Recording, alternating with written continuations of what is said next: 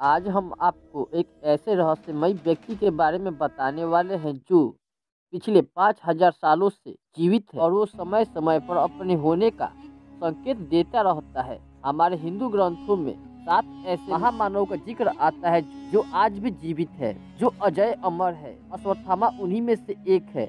जी हाँ दोस्तों, अश्वत्थामा आज भी जीवित है। मान्यता यह है कि अश्वत्थामा भगवान श्री कृष्ण के श्राप के कारण अमर है, जो जंगलों में भटक रहा है। उसके शरीर पर बड़े बड़े घाव हैं, उसके शरीर से खून टपकते रहते हैं। महाभारत के इस पात्र की कहानी रहस्यमयी और बेहद ही चौंकाने वाली है। एक ही गलती के कारण अश्वत्थामा को ऐसा श्राप मिला जिसके कारण उसे दुनिया खत्म होने तक जीवन से मुक्ति नहीं मिल पाएगी और वह इधर उधर भटकता रहेगा। महाभारत कथा के अनुसार अश्वत्थामा गुरु द्रोण के पुत्र थे। द्रोणाचार्य ने अपनी भगवान शिव को तपस्या करके उन्हीं के अंश से अश्वत्थामा नाम का एक पुत्र प्राप्त किया और अश्वत्थामा के पास शिव जी के द्वारा दी गई कई शक्तियां भी थी, जो स्वयं शिव जी का अंश था। जन्म से ही अश्वत्थामा के माथे पर एक अमूल्य मणि विराजमान था, जो उसे दैत्य, दानव, शस्त्र, देवता, नाग आदि से निर्भय रखती थी।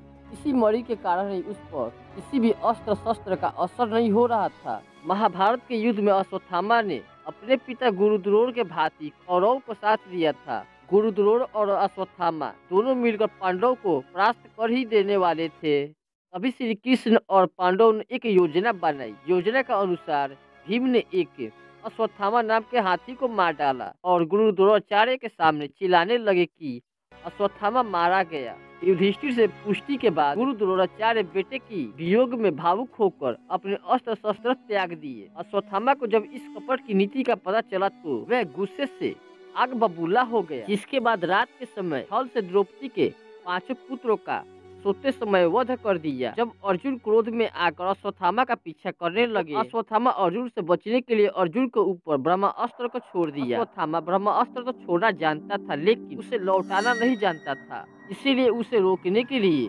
ब्रह्मास्त्र अभिमन्यु की पत्नी उत्तरा की गर्भ की ओर मोड़ दिया। अबोध बालकों और स्त्री की हत्या को अधर्म बताते हुए श्री कृष्ण ने क्रोध में आकर अश्वत्थामा के माथे पर लगा मणि निकाल लिया और कलयुग के अंत तक उसे पृथ्वी पर भटकते रहने का श्राप दे दिया। मणि निकल जाने से अश्वत्थामा की सारी शक्तियाँ चली गई थी। कहते हैं कि तब से लेकर अब तक अश्वत्थामा के माथे से लगातार खून बह रहा है। उसके शरीर पर महाभारत युद्ध के घाव है जो अभी तक नहीं भरे हैं और ना जाने अश्वत्थामा कितने ही कष्ट सहे हैं और ना जाने कितने कष्ट अश्वत्थामा को सहना अभी बाकी है। महाभारत के युद्ध के बाद समय समय पर ऐसी बहुत सी घटनाएं हुई जिसमें अश्वत्थामा के जिंदा होने का दावा किया गया है।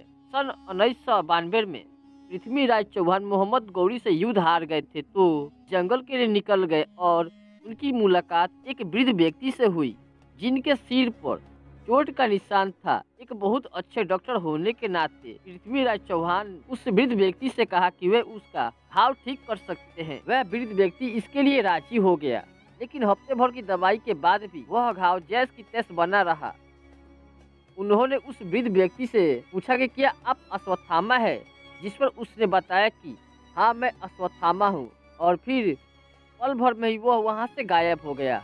1968 या 69 में एक ऐसा ही प्रसिद्ध डॉक्टर यूं कहे वैद्य लुधियाना में रहते थे और वे अंतर ध्यान भी लगाते थे।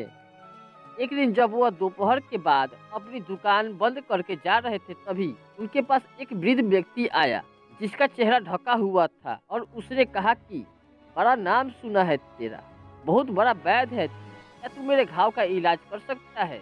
वैद्य जी ने कहा बोलिए क्या समस्या है आपकी?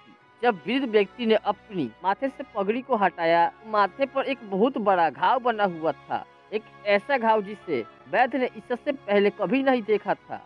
वैद्य जी ये देखकर थोड़े नर्वस हो गए थे, लेकिन एक बार फिर से वैद्य जी ने कहा कि क्या मैं दोबारा देख सकता हूँ? तब उस पर वृद्ध व्यक्ति ने कहा कि क्या तुम जानते हो मैं कौन हूँ? तब वैद्य जी ने कहा कि हाँ शायद मैं जानता हूँ आप कौन है, थोड़ा साइड हटिए, मैं आपके इलाज के लिए अपना सामान लेकर आता हूँ। जैसे ही वैद्य जी अपना सामान लेकर आए तब तक वह वृद्ध व्यक्ति वहां से जा चुका था। बहुत ढूंढने के बाद भी वे नहीं मिला, लेकिन वैद्य जी बताते हैं कि उनकी आंखें हमेशा उनकी पीछा करती रहती है। उनकी आंखें नीली थी, जो इतनी तेज थी कि मानो जैसे उसके मस्तिष्क के भीतर जल रही हो।